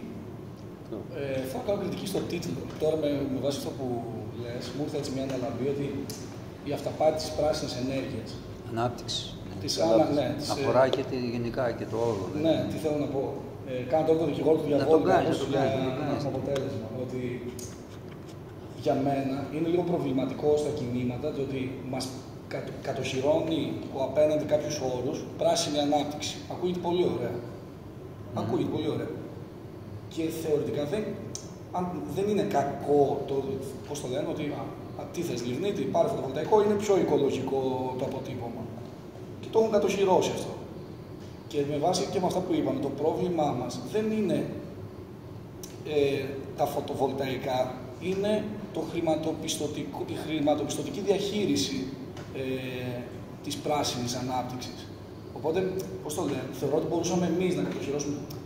Δεν είναι για μένα πρόβλημα ο όρος, είναι το ότι απλά το κατοχύρωσαν οι άλλοι και το χειρίζονται με τους δικούς τους όρους. Το πρόβλημα είναι οι δικοί τους όροι, όχι η πράσινη ανάπτυξη. Δηλαδή, εγώ για παράδειγμα θα ήθελα μια πράσινη ανάπτυξη με διαχείριση, όπως λέγαμε πριν, με συνεταιρισμούς, με διαχείριση δική μας και απόφαση δική μας. Ότι ακόμα και το παιχνίδι των λέξεων, οι άλλοι κατοχυρώνουν κάποιους όρους, οι οποίοι μαρκετίστηκαν, να το πω έτσι, πουλάνε, ο κόσμος τους υιοθετεί πιο εύκολα και φαινόμαστε πάντα εμείς παλαιομοδίτες. Ναι, δηλαδή πράσινη ανάπτυξη, αν το βρεις έτσι, λες, οκ, είναι καλό. Το πρόβλημα όντως είναι η διαχείριση. Κατέχουν και τους όρους και τις έννοιες. Ναι, εγώ μίλησα ευθύς για τη βιώσιμη, την αηφόρο ανάπτυξη κτλ. Αλλά όλο το παραμύθι στρέφεται γύρω από την ανάπτυξη. Δηλαδή, άμα δείτε τώρα λίγο να μιλήσω εγώ, πρέπει να πω και τις απόψεις μου. Άμα δείτε το πολιτικό προσωπικό, έχουν τα σάλια γύρω από την ανάπτυξη. Δηλαδή, τι λένε, ας πούμε, ότι θα αναπτυξηθούμε, θα φάμε καλύτερα, λέει, μία εκδοχή, θα φάμε όλοι και η άλλη εκδοχή λέει θα μοιράσουμε καλύτερα τον πλούτο κτλ. Και τα δυο κανένας δεν μιλάει για την πίτα, ότι η πίτα είναι δηλητηριασμένη. Δεν μιλάμε πια, δηλαδή, με όρους ανάπτυξη έχουν. Και εμείς είμαστε σε αμυντική θέση, δεν είμαστε σε επιθετική. Προσπαθούμε να αποδομήσουμε τις έννοιες τις δικές τους. Δηλαδή, δεν μπορούμε να δημιουργήσουμε. Στη Γερμανία δεν το λένε έτσι. Για μένα αυτό είναι το θέμα, ότι αυτοί βάζουν την ατζέντα και εμείς τρέχουμε πίσω. Μα προηγήθηκαν, αυτοί καθορίσανε λοιπόν. Δεν ακούς, δηλαδή, πώς να το πω, στη Γερμανία δεν το λένε έτσι. Γιατί δεν το λένε έτσι, γιατί δεν το έπαιξαν το παραμύθι περί ανάπτυξης. Δηλαδή, εκεί οι έννοιες έχουν άλλες έννοιες. Εμείς όμως, μικροί μεγαλώσαμε ότι η ανάπτυξη αυτή που θα σώσει τον τόπο, η ανάπτυξη της παραγωγής, η ανάπτυξη, αυτό δεν λένε. Άρα λοιπόν, άμα θες να παίξεις, δεν μπορεί να μιλάς για άλλα, να μιλάς με άλλους όρους, πρέπει να μιλήσεις για αυτό. Αυτό που έχει κυριαρχήσει, πρέπει να το αποδομήσεις, πρέπει να το... Εμείς δεν το είπα, με το μήμη που μιλούσαμε, του είπα να βάλεις ότι εμείς με τον Κολέβα που γράψαμε τα βιβλία, προσβεύουμε την άποψη της αποανάπτυξης. Ότι δεν μπορεί να συνεχιστεί αυτό το πράγμα.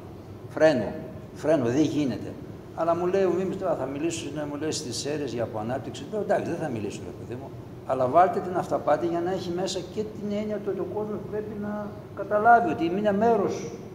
Πρέπει να μην θεωρήσει ότι είναι κάποιοι κακοί που μας ξεγελάνε. Οι κακοί που μας ξεγελάνε είναι, αλλά είμαστε και εμείς που ξεγελιόμαστε. Άρα λοιπόν να βάλουμε και την κουβέντα. Οπότε, ναι, οι έννοιες είναι μαχαίρια, δηλαδή δεν είναι. Πρέπει να τις χειριστείς όμως και λίγο προβοκατόρικα. Έτσι. Αφού θέλουν έτσι, αφού σου βγαίνει δικηγόρος και λέει αυτό που το βλέπετε, η δικηγόρος στις Κουριές τους έλεγε στους κατοίκους των Κουριών, αυτό το κινητό που βλέπετε μέσα και χρησιμοποιείτε όλοι έχει μέσα χρυσό. Αν λοιπόν δεν αποδομήσεις και αυτές, και θέλει πολλή δουλειά.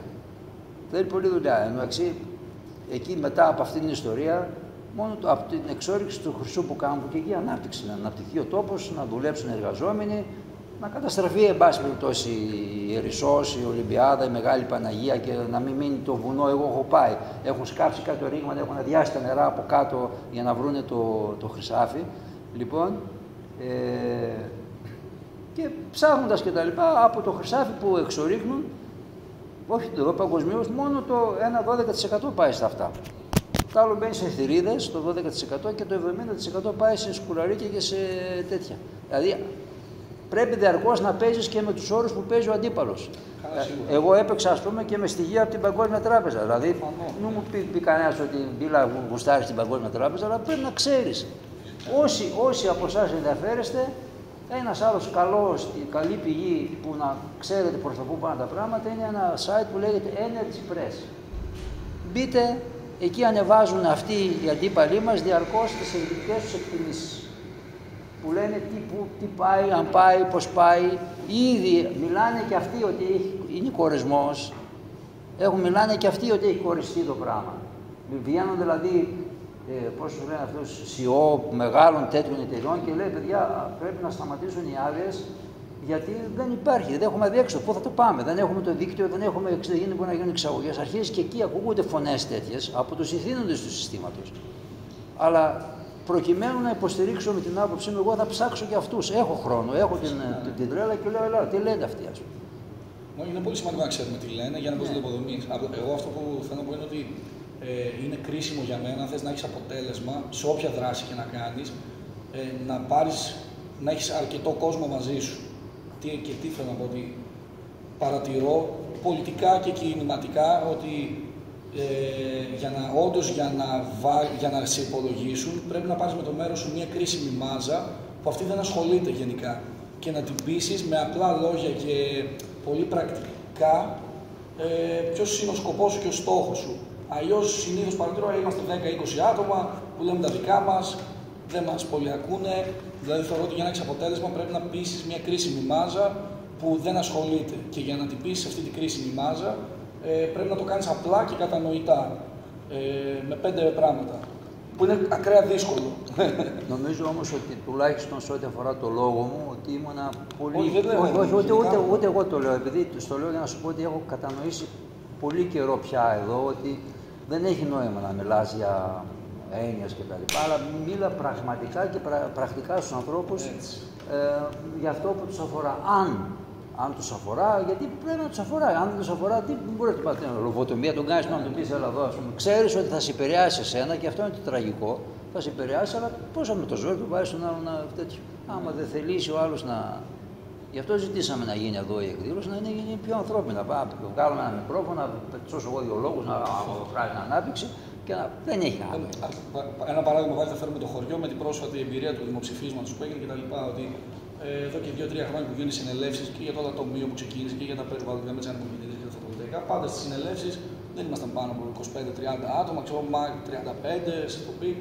Τέλος πάντων, εντάξει, υπήρχε μια συμμετοχή, ένα ενδιαφέρον, αλλά δεν ήταν ότι γινόταν και χαλασμός. Παρ' όλα αυτά, με αυτές τις μικρές κινήσεις, να το πω έτσι, και όταν η τοπική κοινωνία ένωσε κάπως λίγο τα βρήκαμε στο τι μας ενώνει, που δεν θέλαμε να γίνει αυτό, υπήρχε μια πολύ μεγάλη συμμετοχή στο δημοψήφισμα και από ανθρώπους που προφανώς δεν είναι ούτε στα κινήματα και ούτε ασχολούνται και σου λέει «ΟΚ, μάλλον ότι έγινε πολύ απλοϊκό στα μάτια τους και συμμετείχαν και με μεγάλη παρουσία είπαν όχι». Αυτό Αυτό λίγο. Σε ευχαριστώ, μου δίνεις πάσες πολύ ωραίες.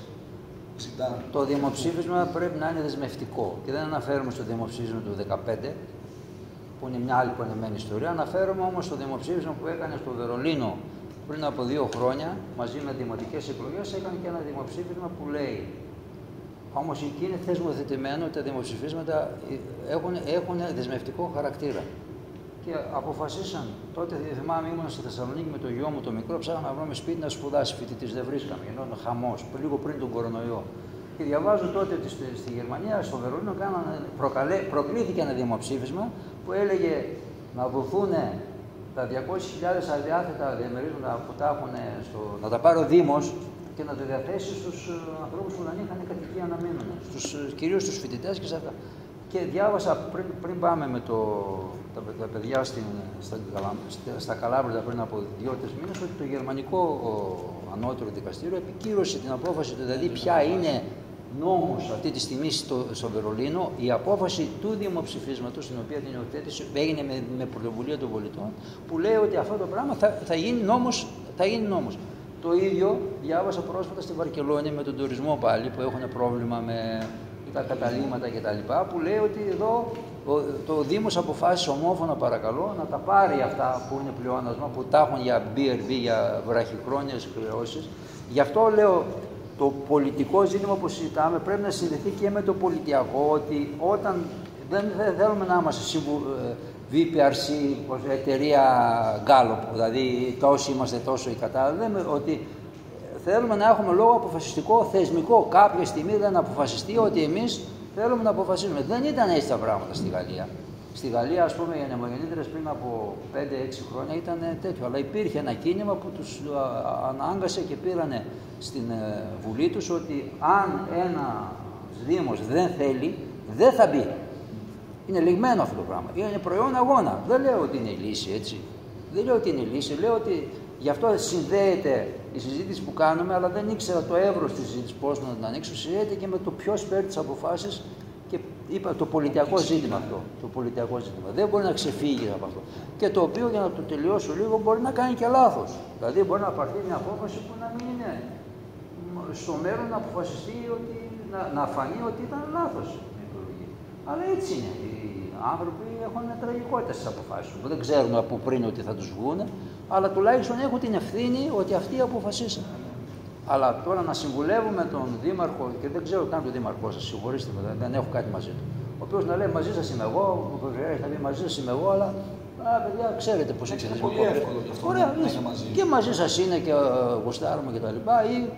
Και λέει ο άλλος, τον άλλο τον αλλάζουν σε μια νύχτα. Ο Σκρέκας, ο Υπουργός Περιβάλλοντος και Ενέργειας κτλ. Νομοθέτησε μια νυχτή να μπουν ανανεώσιμες πηγές ενέργειας πριν τον αλλάξουν, σε παραγωγική γη. Σε παραγωγική γη. Νομοθέτησε ένας. Δεν θα έπρεπε να έχει η περιφέρεια της Θεσσαλίας, η περιφέρεια της Μακεδονίας, ο Δήμος να πει παιδιά ότι εμείς ξέρουμε ότι αυτά τα χωράφια είναι για να έχουμε την τροφή μας. Δεν θέλουν, δεν θα μας πεις εσύ να δεν έχουμε λόγο ποια είναι η παραγωγική γη, να ξέρει η κοινότητά σας εδώ, ο Δήμος εδώ, να λέει εκεί που λέτε εσείς θα τα βάλετε τα 500 τα φωτοβολταϊκά, να ξέρει δεν τα βάλετε εκεί που έχει ο τόπος βγάζει κυπευτικά ή καλαμπόκια, θα τα βάλετε σε ένα πιο άγωνο μέρος κτλ. Αλλά να έχει τον λόγο, αποφασιστικό λόγο. Αποφασιστικό. Αυτό είναι το πολιτιακό.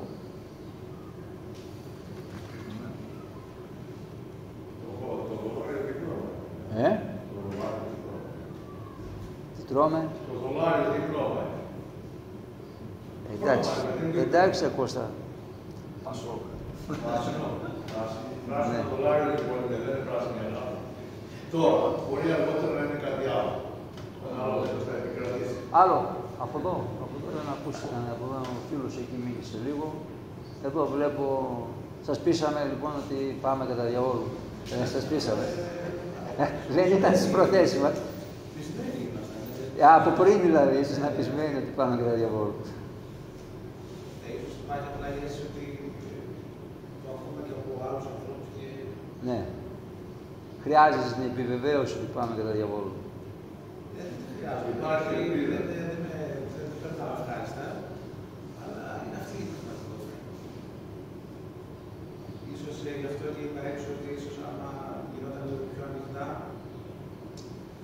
δεν θα ήμασταν αυτοί κατά καιρούς κάποιες φορές που μαζόμαστε, οι 5 ή 10, οι οποίοι συζητάμε αυτό που ξέρουμε μεταξύ μας τώρα τι γίνεται πάνω κάτω και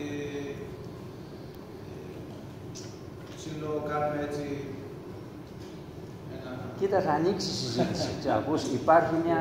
Το ζεις και εσύ, δεν το ζω και εγώ. Υπάρχει δεν είναι οι χρόνοι των ανθρώπων, δεν είναι συγχρονισμένοι. Δηλαδή, το λέω αυτό γιατί τώρα στην Μεσοχώρα με τον αρχαιολόγο και την εκτροπή, το φράγμα του αρχαιολόγου, εγώ έτυχε, είμαι από αυτούς που, με πολλούς ανθρώπους που αντιστεκόμασταν.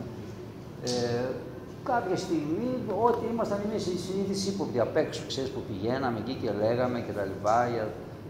Τώρα έγινε μια μεγάλη συγκέντρωση για να τη συνεχίσουμε λίγο την κουβέντα. Εκεί σε κάτι λίμνες, τεχνητές λίμνες που είχαν φτιάξει όχι για την εκτροπή, εκεί προς το Αγρίνιο, στην λίμνη Κρεμαστών, ξεκινάνε να βάλουν πλωτά φωτοβολταϊκά στις λίμνες της περιοχής εκεί, του αρχαιολόγου. Σας μιλάω δηλαδή για πολύ παράνοια, δηλαδή. Ξέρετε από βουνά εκεί τα δικά μας είναι μια ζωγραφιά, δεν μπορεί να είναι. Αλλά έμαθα ότι, παρόλο που εγώ δεν μπόρεσα να πάω γιατί ήμουν σε μια εκδήλωση, έμαθα ότι είχε πολύ καλό κόσμο ντόπιο, ο οποίος και έφτασε μετά από πολλά χρόνια να πει άχι στο διάλογο. Δηλαδή ξεκίνησε ένας παππούς ο οποίος έβοσκε τα πρόβατά του από πάπου προς πάπου, τα χυμαριά, τα ανέβαζε, τα κατέβαζε κτλ. Και του είπανε εδώ δεν θα μπορείς να ανεβαίνεις γιατί εμείς ξεκινάμε φωτοβολταϊκά στις λίμνες και ταυτόχρονα και φωτοβολταϊκά στα βοσκοτόπια. Και λέει ο παππούς, είστε με τα καλά σας. Ξεκίνησε από έναν παππού, ο οποίος ήταν συνδεδεμένος με την παραγωγή, τον αγκάλιασε ο κόσμος της περιοχής, προσφύγανε στα δικαστήρια, φτάσανε στο Συμβούλιο της Επικρατείας, έχει πάρει το πράγμα μεγάλες διαστάσεις. Και εγώ δεν λέω ότι ντε και καλά πρέπει να πάμε στο Συμβούλιο της Επικρατείας. Θέλω να σας πω ότι αρχίζει οι χρόνοι που κινούνται οι κοινωνίες μπορεί να είναι. Δεν ξέρεις πώς είναι. Δεν ξέρεις πώς είναι. Μπορεί να επιταχυνθούν κάποια στιγμή, μπορεί να μην γίνουν και ποτέ ας πούμε οι συγκλήσεις, μπορεί εμείς να μην ζούμε όταν θα γίνει αυτό το πράγμα. Εμείς. Αλλά και απ' την άλλη, τώρα έτσι να απολογηθώ λίγο και στα παιδιά, γιατί εγώ προκάλεσα την μεταφορά της συζήτησης από εκεί. Τώρα δεν μου αρέσει να μιλάω και ανίδη Μεσσία Σωτήρα που τα ξέρει όλα και ο άλλος τρώει το παγωτό του ή τρώει την μπουγάτσα του και τρώει και εμένα ας πούμε την ώρα που μιλάω. Ήθελα να υπάρχει διάδραση, να το βλέπω τον άλλο, να μ' ακούει, να κοιτάω, να μου λέει, να με βάζει δύσκολα, να ξέρω και εγώ να τη συζητάω. Δηλαδή είναι ανθρώπινο αυτό που κάνουμε. Ενώ το άλλο είναι ρίχνεις ένα λόγο, άντε γεια. Εντάξει.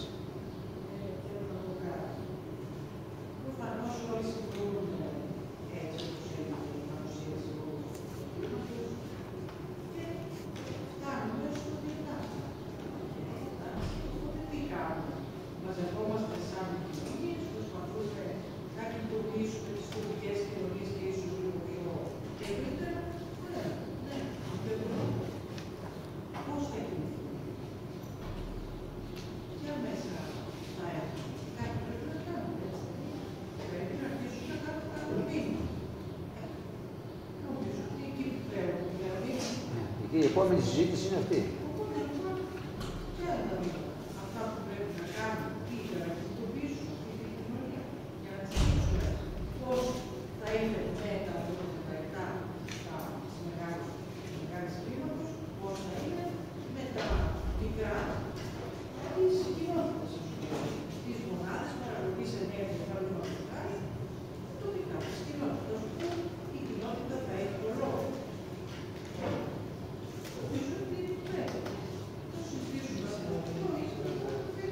Η επόμενη συζήτηση είναι η δικιά σας. Αυτή γύρω από αυτά ακριβώς που λέτε.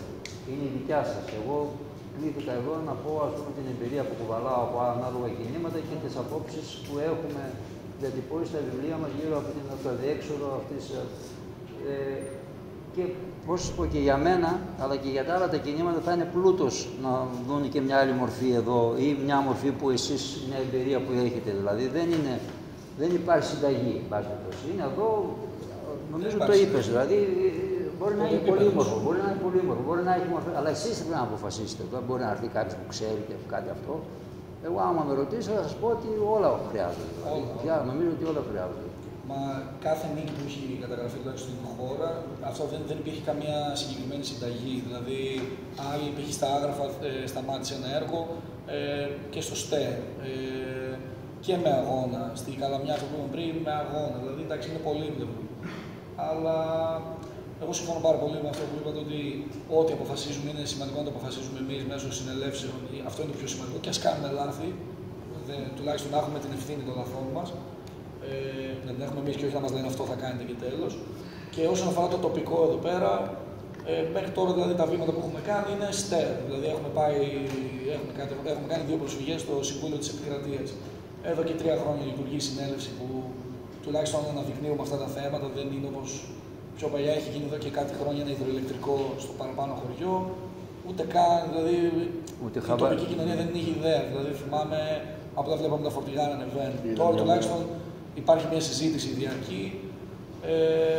Έχουμε κατεβάσει 2 προσφυγές στο ΣΤΕ, η μία με τη δικιά μας επωνυμία, η άλλη έχει μπει ο Δήμος μπροστά, που ήταν και οδηγίες του δικηγόρου αυτές, ότι να μπει ο Δήμος μπροστά είναι πιο σημαντικό.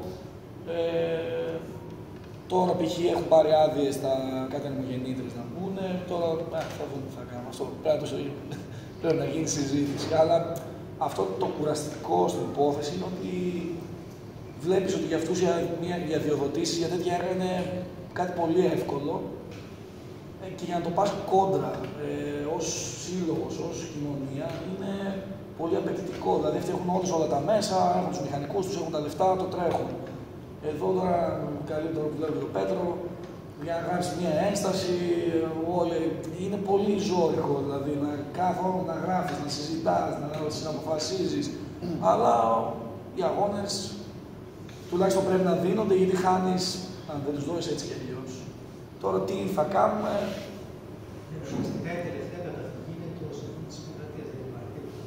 Ναι, δεν υπάρχει τίποτα. Το Συμβούλιο της Επικρατείας είναι το ταβάνι και μπαίνει ο αγώνας. Κοίτα, ο δικηγόρος είναι αισιόδοξος. Ο δικηγόρος είναι αισιόδοξος. Έχουν καταγραφεί νίκες στην Ελλάδα. Αυτό που είπα, δηλαδή στα Άγραφα έχουν σταματήσει έργα στο Συμβούλιο της Επικρατείας. Προφανώς θα πρέπει να βρεθεί κάτι πολύ τροτό, ένα τροτό σημείο, προφανώς, να πατήσει εκεί και να καταφέρει, ας πούμε, να μην μπορούν να αρνηθούν. Δηλαδή να είναι τόσο τρανταχτό αυτό το σημείο. Συνήθως αυτό είναι δύσκολο, γιατί αυτοί κάθονται και μελετάνε επί χρόνια ένα μέρος. Ναι. Και έρχεται ένα μήνα και σου λέει, εσύ τώρα αποφάσισε. Ναι. Και τρέχει. Γιατί είχαμε το deadline. Δηλαδή, έτσι είναι αυτό το πράγμα. Ναι. Είχαμε το deadline. Το δεύτερο που θα ήθελα να πω είναι ότι έρχονται σε έναν τόπο και το κράτος, ας πούμε, ο νομοθέτης δεν έδωσε το δικαίωμα σε αυτό το τόπο να πει, όχι ρε παιδιά εδώ. Αυτό το μέρος είναι κρίσιμο για τον αγροτουρισμό, για την παραγωγική διαδικασία και οτιδήποτε. Στην άλλη περιοχή, εκεί που δεν πειράζει κανένα. Όχι. Έρχεται, σημειώνει στο χάρτη, θέλω εδώ, και όλοι αποφασίζουν εκεί. Κράτος, Δήμος, κτλ. Γνωμοδοτούν για εκείνο το σημείο. Δηλαδή δεν υπάρχει, ας πούμε, μια τοπική, ας πούμε, περίπτωση συνδιαλλαγής. Ποτέ. Ναι. Έρχεται από το πουθενά, πάνω στο χάρτη της Ελλάδας. Εδώ, ναι. Ένα έχει και ψή, έτσι και λέει εδώ. Και όλοι τρέχουν και εκεί. Όλοι αποφασίζουν εκεί. Δεν νιώθεις περιούσιος όμως ότι σε καλούν μια φορά στα 4 χρόνια να αποφασίσεις ποιος, όχι άλλο θέλω να σου πω, ποιος εργολάβος θα αναλάβει τη διαχείριση του τόπου σου. Μια φορά στα 4 χρόνια σου λένε, έλα ανέθεσέ μας σε ποιον εργολάβο θέλεις. Γιατί εμείς βάζουμε τέτοια ζητήματα. Όταν βάζουμε πολιτιακό ζήτημα λέμε παιδιά, όχι εργολαβίες. Σε κεντρικές υποθέσεις, αυτό που μου λες εσύ τώρα, εντάξει, θέλω να αποφασίζω εγώ, αλλά όχι μια φορά στα 4 χρόνια. Εντάξει. Τώρα σε φωνάζουν, μια φορά στα 4 χρόνια είσαι ο περιούσιος λαός. Να το πω ρε εσύ, να μην το πω. Μια φορά στα 4 χρόνια είμαστε περιούσιοι. Όλοι μας λένε ναι, τι θέλετε. Μετά σε ξεχνάνε μέχρι τις επόμενες εκλογές κτλ. Αυτό το πράγμα εγώ λέω ότι δεν μπορεί να πάει, δεν πάει πια. Δηλαδή, δεν ξέρω αν άκουσες, όχι, είπα πριν ότι ο κόσμος απέχει, δεν πάει πια, δεν τσιμπάει, δεν θέλει. Και σου λέει δεν κάνω τη δουλειά μου από εκεί. Γι' αυτό πρέπει να περάσουμε στο να παίρνονται αποφάσεις σε μικρότερες κλίμακες για τους τόπους που μας αφορούν και επειδή δεν μπορείς να μιλάς σε διαρκώς συνελεύσεις, θα πρέπει να πεις ότι οι δήμοι, οι οποίοι δεν θα είναι όμως, δεν θα είναι ο δήμαρχος που θα αποφασίζει, έτσι, θα υπάρχουν, να βρεθούν τρόποι, ναι, να βρεθούν τρόποι, σε πάση περιπτώσει, να βρεθούν τρόποι που να έχουν λόγο οι κάτοικοι. Αυτό δεν μας ενδιαφέρει. Να έχουν λόγο οι κάτοικοι. Οι οποίοι όμως μπορεί, γιατί το έβαλα αυτό και στην Τίνο, και ήταν μια μικρονιάτισσα εκεί, και θέλω να το πω λίγο, αγωνία είναι αυτή. Και μου λέει, Γιάννη, μου λέει, τι ωραία που τα λες. Έλα στη Μύκονο, μου λέει, και κάνε, ρώτα την τοπική κοινωνία της Μύκονο τι θέλει. Το 9% θα σου πει θέλω αυτό που έχω. Λέω, παιδιά, ναι, μπορεί για κάποια πράγματα, για κάποια μέρη να είναι αργά. Για κάποιους τόπους να είναι αργά. Δεν ξέρω. Δεν λέω ότι είναι η πανάκια η πρότασή μου. Λέω ότι ας πάρει την ευθύνη. Δηλαδή, αν η κοινωνία της Μυκόνου θέλει να την αχτίσει στον αέρα, να μην πάρει νερό να πιει κτλ., γιατί θέλει να ζήσει όπως ζει αυτό το πράγμα, έχει μια ευθύνη εμένα που είμαι τηνιακός, δεν θέλω να φάω την μπόμπα του κτλ. Αλλά αν η τηνιακή κοινωνία θέλει να πάει στο μπόμπο, να πάει. Τι θα της πεις, μην πας, αφού θα θέλω να πάω σου λέει. Αλλά θέλω όμως να έχω το δικαίωμα να αποφασίζω. Δεν θέλω να είμαι πελάτης, δεν θέλω να είμαι καταναλωτής πολιτικών. Θέλω να είμαι δημιουργός πολιτικών. Να συνδιαμορφώνω με άλλους. Θα μου πεις τι λες τώρα. Ναι, αλλά δεν έχω εγώ, δεν βρίσκω άλλη πολιτική λύση. Εγώ λέω αυτή είναι η πολιτική λύση. Αυτή είναι η πολιτική λύση. Ναι, λέω. Σίγουρα. Για μένα το πρόβλημα είναι πώς το εφαρμόζεις στη δεδομένη κατάσταση. Αυτό είναι το πολύ δύσκολο. Πώς το εφαρμόζεις. Δηλαδή, εγώ θα το πάρω πάλι, θα φέρω παράδειγμα της περιοχής. Ότι όταν ξεκινήσαμε το σύλλογο, πριν το κάνουμε, που ήταν το θέμα του λατομείου στο Δαγιά, θέλαμε τέλος πάντων να κατεβάσουμε στάση για το έργο στο Υπουργείο Περιβάλλοντος. Όχι ένσταση, θέλαμε να γνωμοδοτήσουμε. Επειδή δεν υπήρχε αφήμη συλλόγου και ήμασταν μια συνέλευση, να το πω έτσι, δεν είχες δικαίωμα. Θέλω να πω ότι... Να εκπροσωπηθεί, λες, ναι. Ναι, θέλω να πω ότι πρέπει να βρούμε μέσα στο αστικό σύστημα τρόπους να παρεμβαίνουμε λοιπόν, και να δημιουργούμε πολιτική. Ξεζουμίστε με λίγο ακόμη, εμπειρία μεταφέρω, στα Γιάτες. Πολύ σωστό. Στα Γιάτες.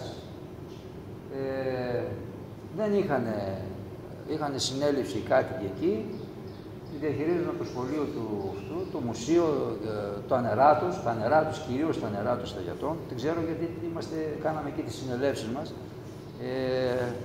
Και με πρόσχημα αυτό που λες, ο Δήμος ποιήστε εσείς. Τους πήρε τα κλειδιά, τους πήρε και τα πέταξε αυτά και τα λοιπά, ο Μπέος με την τζαμπουκά που έχει. Και επειδή έγινε αυτή η κουβέντα και τα λοιπά, αποφασίσανε, παρόλο που δεν συμφωνούσαν ιδιαίτερα, και κατεβάσανε στο τοπικό πρόεδρο δικό τους της κοινότητας. Δικό τους, η συνέλευση, λέει, το οποίο τους είπε δεν θα με αφήσετε μόνο μου, δεν θα είμαι εγώ να αποφασίζω.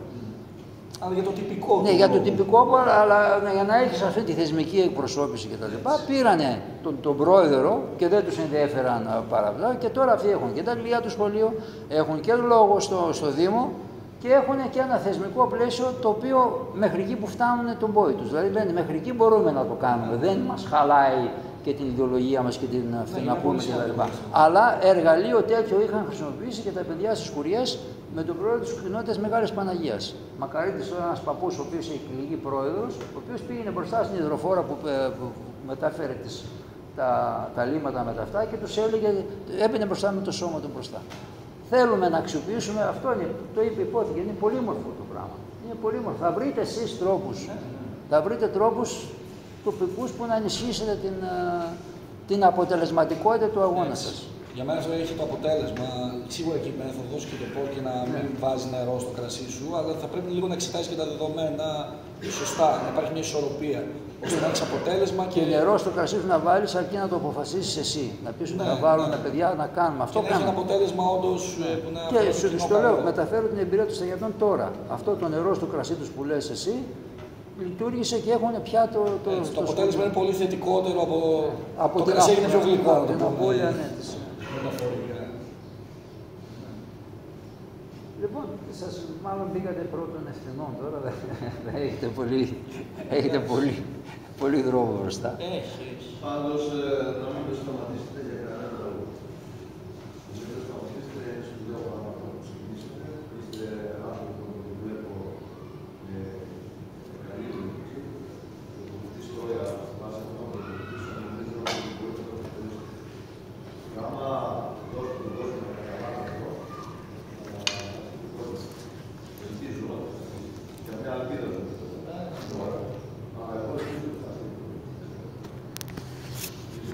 Λοιπόν, θα μου επιτρέψετε να κλείσω εγώ.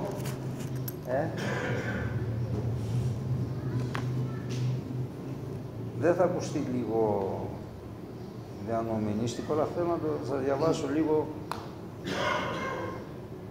πώς κάποιοι άνθρωποι είχαν δει αυτό το διέξοδο εδώ και πάρα πολλά χρόνια. Θα διαβάσω ένα μικρό απόσπασμα, 3 λεπτά κρατάει, από το Φάουστ του Γκέτε. Εντάξει, σας ακούγεται κάπως έτσι, αλλά θέλω να σας το πω γιατί είναι πολύ ανθρώπινη η συζήτηση μαζί σας και νομίζω ότι πρέπει να το ξέρετε. Είναι αφιερωμένο στο Φιλίμωνα και τη Βαφκίδα. Είναι ένα γέρικο ζευγάρι το οποίο ζει σε μια παλιά ξύλινη καλύβα, μια ιδηλιακή ζωή που αναλώθηκε στο περιβάλλον του τόπου. Ένα καλύβι όμως που έστηκε στη μέση μιας μεγάλης ιδιοκτησίας της αυτοκρατορικής επικράτειας του Φάουστ. Σε ένα βαθύ γύρας, ο Φάουστ ήταν πια 100 χρονών, γέρος. Κυρίαρχος πλέον της αυτοκρατορίας του και απόλυτα αφοσιωμένος στην εξυγχρονιστική του εργασία. Ατομομηχανές που δούλευαν νυχθημερών, μεταμορφώνοντας τη γη σε μια γη του πυρός. Νύχτα ανάβουνε φωτιές, τη μέρα φράγματα για να κτίζουν. Και μέσα σε αυτόν τον οικοδομικό οργασμό το ίχνος ενός παλιού κόσμου, ένα παλιό καλύβι που έπρεπε να γίνει στάχτη. Βάζει λοιπόν, δίνει εντολή ο Φάουστ στο Μεφιστοφελή, το alter εγώ του, και του λέει: θέλω να κάψεις το δέντρο, την καλύβα και τους γέρους, γιατί θέλω όλη την πεδιάδα θα την κάνω καλλιεργήσιμη κτλ.